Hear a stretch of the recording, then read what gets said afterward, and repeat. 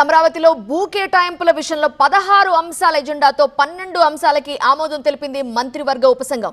2014-19 మధ్య 130 సంస్థలకి 1274 ఎకరాలు కేటాయించినట్లుగా మంత్రి నారాయణ ప్రకటించారు. తాజాగా 6 సంస్థలకు 7.5 ఎకరాలు కేటాయించినట్లుగా వివరించారు. గెయిల్ ఇండియా, అంబికా దర్బార్ బత్తి యాజమాన్యాల నుంచి సరైన స్పందన లేకపోవడంతో రద్దు చేసినట్లుగా ప్రకటించారు. ఇక భూములు కేటాయించిన సంస్థలు 6 నెలల్లో పనులు ప్రారంభమయ్యేలా చూస్తామన్నారు మంత్రి నారాయణ.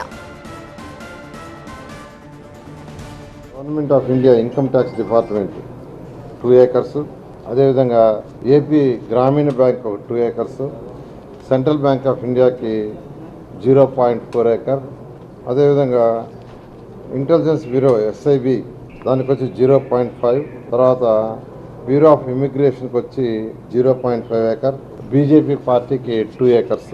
ఈ విధంగా ఒక 6 ప్రపోజల్స్ని ఈరోజు గ్రూప్ ఆఫ్ మినిస్టర్స్ యాక్సెప్ట్ చేశారు.